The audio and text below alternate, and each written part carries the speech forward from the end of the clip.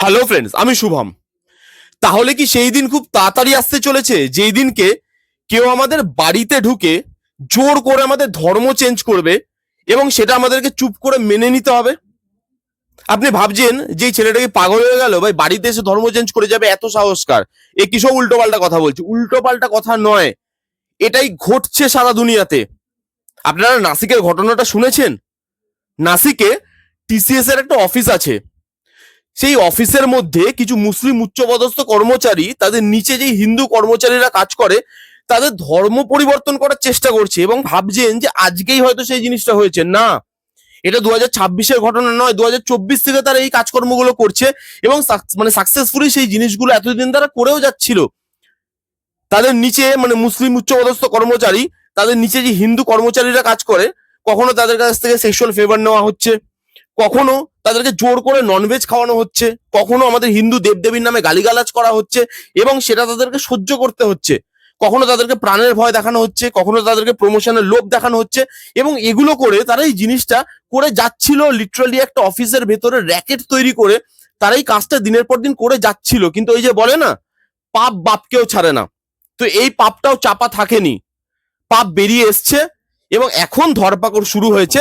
এবং সেখানে বলতে হয় যে নাসিক পুলিশ খুব তৎপরতার সঙ্গে কাজ করেছে, অ্যাক্টিভলি কাজ করেছে। অ্যান্টি টেররিস্ট স্কোয়াড তারা এসছে এর মধ্যে, তারা অ্যাক্টিভলি কাজ করেছে এবং অনেককে ধরেওছে। তাদের যে র্যাকেটটা সেটাকে জেলের পেছনে পুড়েছে এবং আমি যতদূর খবর শুনলাম যে একজন দুজন নাকি পালিয়েও গেছে। এই খবরটা সার্কুলেট হওয়ার পর একজন দুজন নাকি পালিয়েও গেছে। এই জিনিসটা দিনের পর দিন হয়ে আসছিল। সেখানে আমি যে কথাটা বলে শুরু করলাম, সেই কথাটা কি ভাবাচ্ছে না? আজকে আপনি একটা জিনিস ভেবে দেখুন, এই যে যারা এই কাজকর্মগুলো করে, এক একজনের ধর্ম, সেই ধর্মটাকে অন্য একজনের উপরে চাপিয়ে দেওয়া, জোর করে ধর্ম চেঞ্জ করা, সেই জিনিসগুলো যারা করে তারা আলটিমেটলি কি চায়? যে তাদের ধর্মটা সবার উপরে থাক, তাদের ধর্মে বেশি করে লোক জয়েন করুক। এইবার তারা ধর্মটাকে ওপরে নিয়ে যেতে গিয়ে তারা ধর্মটাকে সব থেকে তলায় নিয়ে নামাচ্ছে। আজকে মুসলিম জাতি, মুসলিম ধর্মটা যেভাবে বদনাম হচ্ছে সেটা তাদের জন্য। এবং আমি সবাইকে রিকোয়েস্ট করব, আমি জানি এটা শোনার পর অনেকেরই মাথা গরম হয়ে যাবে, আমারও হয়েছে। অনেকেই হয়তো পুরো মুসলিম জাতিটাকে কাঠগড়ায় দাঁড় করাবেন, ধর্মটাকে কাঠগড়ায় দাঁড় করাবেন। দেখুন, ধর্ম কোনোদিন ভায়োলেন্স করতে বলে না। ধর্ম যার যার, প্রত্যেকটা ধর্মের প্রতি সম্মান রাখা আমাদের কাজ, সেটা আমার ধর্ম হোক বা না হোক। আমার শিক্ষা অন্তত সেটাই বলে। তো পুরো মুসলিম জাতিটাই যে এরকম সেটা কিন্তু নয়, কিন্তু কিছু মানুষ এরকম যারা তাদের ধর্মটাকে ওপরে নিয়ে যেতে গিয়ে সেটাকেই বদনাম করছে, কলুষিত করছে আর মাটিতে নামিয়ে আনছে সেই ধর্মটাকে। তার জন্য পুরো মুসলিম ধর্মটা, পুরো মুসলিম জাতিটা তারাই যে খারাপ হয়ে গেল সেটা কিন্তু আমি বলবো না। কারণ আজকে আমাদের সমাজে, ধরুন আমাদের হিন্দু সমাজে কেউ একটা অসামাজিক কাজ করছে, তার জন্য কি সারা হিন্দু সমাজটা খারাপ হয়ে যাচ্ছে বা হিন্দু ধর্মটা খারাপ হয়ে যাচ্ছে? সেটা কিন্তু হচ্ছে না।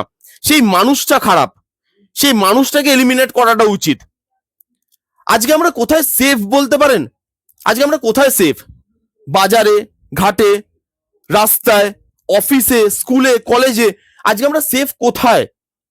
আজকে নাসিকের এই জিনিসটা, এই টিসিএস এর জিনিসটা বাইরে এসছে, তার মানে কি জিনিসটা বন্ধ হয়ে যাবে এরপর? এখনো না জানি কত জায়গায় হচ্ছে, কত মানুষকে এরকম টর্চার সহ্য করতে হচ্ছে এবং যেগুলো আমাদের কাছে এসে পৌঁছাচ্ছেই না। নাসিক একটা বড় নিউজ হয়ে গেছে, আমরা আজকে জানতে পাচ্ছি। 9খানা এফআইআর পেয়েছে পুলিশ, তারপর তারপর পুলিশ স্টেপ নিয়েছে। এবার আপনি ভাবুন যে আজকে এরকম কত জায়গায় এরকম জিনিসপত্র হচ্ছে এবং সেটা তো আজকে না, বহুদিন ধরে আমরা এই জিনিসটা দেখে এসেছি। মন্দির ভেঙে দেওয়া, মসজিদ তৈরি করা, সেই জিনিসগুলো তো আমরা বহুদিন থেকে দেখে এসেছি। কোনো জায়গায় শান্তিতে এরা থাকতে দেবে না। আজকে আমরা এই জিনিসটা জানতে পাচ্ছি, আজকে আমরা এই জিনিসটা নিয়ে কথা বলছি, কিন্তু কত জায়গায় আছে এরকম হচ্ছে সেটা আমরা জানিও না। তাদের ব্যাপারে আমরা কিছু করতেও পারছি না।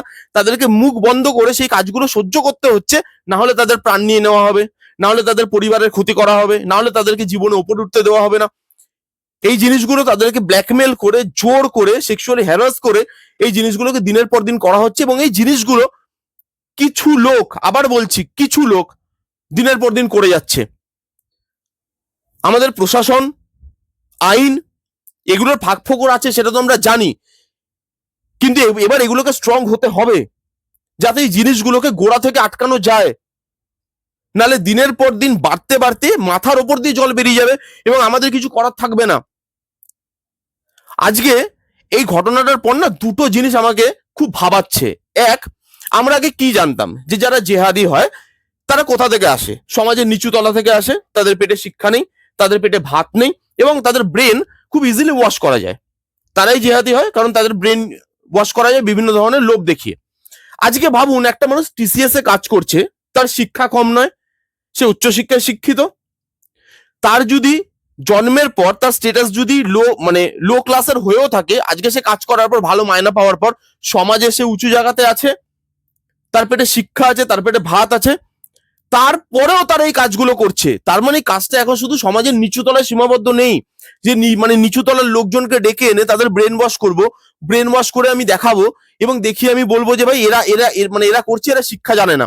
এরা তো শিক্ষা জানে, যারা টিসিএস এর উচ্চপদস্থ কর্মচারী তাদেরকে এমনি এমনি চাকরিতে নেওয়া হয়নি, তারা তো শিক্ষিত, বাট তারা এই কাজগুলো করছে। তাহলে ভাবতে পারছেন যে কোন লেভেলে গিয়ে ব্রেনটাকে ওয়াশ করা হচ্ছে। এবং আরেকটা জিনিস ভাবাচ্ছে, একটা কর্পোরেট কোম্পানি, এত বড় কর্পোরেট কোম্পানি, তার ভেতরে দিনের পর দিন 2 বছর ধরে, না জানি তার আগে থেকে হচ্ছিল কিনা, 2 বছর ধরে এই জিনিসটা হচ্ছে এবং সেটার কেউ আঁচ পায়নি, সেটা নিয়ে কেউ কমপ্লেন করেনি, সেটা সে অফিসের মালিকদের বা অফিসের যারা বড় বড় বসরা আছে তাদের চোখে পড়েনি। একটা ছোট থেকে ছোট এমপ্লয়ি যদি কাজে ফাঁকি দেয়, সে যদি 5 মিনিটের জন্য চোখটা বন্ধ করে, একটা অফিসের বড় বস এসে মাথায় চাটি মেরে বলে কাজ করতে এসেছিস না ঘুমাতে এসেছিস রে, কাজ কর, ওঠ কাজ কর, তাদের এত বড় র্যাকেটটা চোখে পড়লো না? তাদের এত বড় যে জিনিসপত্র হচ্ছে তাদের অফিসে দিনের পর দিন, সেটা সেটা তাদের চোখে পড়লো না, চোখে এড়িয়ে গেল। তাহলে আমরা কোথায় সেফ আজকে? এই প্রশ্নটা বারবার উঠছে। ওই যে 26/11 বলে সিনেমাটা নানা পাটেকর বলেছিল না, যে মুসলমান জিনিসটা না অনেক বড় জিনিস, যারা এই জিনিসগুলো করছে তারা কোনোদিন কোরআন পড়েইনি, তারা জানেই না ধর্মটার ব্যাপারে, তাদের আইডিয়াই নেই তারা কি করছে। সমাজের নিচু তলার লোক করলে আমি তবু একটা নিজেকে বোঝাতে পারতাম যে ভাই এদেরকে বোঝানো খুব ইজি। আজকে একটা কর্পোরেট অফিসে কাজ করছে, সেখানে হাই র্যাঙ্কে কাজ করছে, লিডিং কোম্পানি, সেখানে দেশের বিভিন্ন জায়গা থেকে মানুষ কাজ করতে আসে, সেখানে একটা উচ্চপদস্থ কর্মচারী এই জিনিসগুলো করছে, এটা ভেবে নেওয়া যায় না। এবং আমি প্রত্যেককে বলবো এটা নিয়ে কথা বলুন, কারণ এটা কথা বলার মতো বিষয়। এটা নিয়ে আজকে কথা বলবেন না তো কবে বলবেন?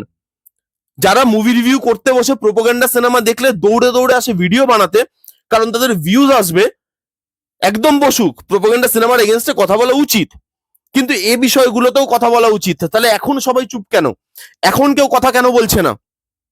এবং আমি আবার আপনাদের বলবো, খালি শুধু কিছু মানুষদের জন্য ধর্মটা, সেই ধর্মটাকে কোনোভাবে আপনারা কোনো গালিগালাজ করবেন না বা সেই ধর্মটাকে কোনো খারাপ কথা বলবেন না, তাহলে তাদের মধ্যে আর আমাদের মধ্যে না কোনো পার্থক্য থাকবে না।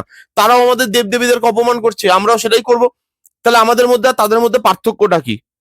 পুরো মুসলিম জাতিটাকে কাঠগড়ায় তুলবেন না, কারণ সবাই হয়তো খারাপ নয়। আজকে এদের জন্য ধর্মটা খারাপ হচ্ছে, এদের জন্য জাতিটা খারাপ হচ্ছে। এরা বলছে আমরা ধর্মটাকে উপরে তুলছি, কিন্তু এরাই জানে না এরা ধর্মটাকে মাটির সাথে মিশিয়ে দিচ্ছে। এই জিনিসগুলো নিয়ে কথা বলুন, এই জিনিসগুলো ভাবা দরকার, এই জিনিসগুলো নিয়ে কথা বলা দরকার প্রত্যেকের। ফেসবুকে লিখুন, ইনস্টাতে ভিডিও বানান, ইউটিউবে ভিডিও বানান, যেখানে আপনি যা করুন। আর যদি ভিডিও নাও বানান, যদি আপনি কন্টেন্ট ক্রিয়েট নাও করেন, তবু এই কথাগুলো বলুন, এগুলো বলাটা দরকার। এই ছিল ভিডিও। আমি সিরিয়াসলি এটা শুনে না, আমি 2 মিনিটের জন্য আমি যে কর্পোরেট অফিসে এরকম এরকম জিনিস কবে থেকে হচ্ছে। এই ছিল ভিডিও, আমার বক্তব্য। কাদের কাদের কি বক্তব্য এই বিষয়টা নিয়ে কমেন্ট করে জানান। দেখা হচ্ছে নেক্সট কোনো ভিডিওতে, ততক্ষণ bye bye, take care and be safe.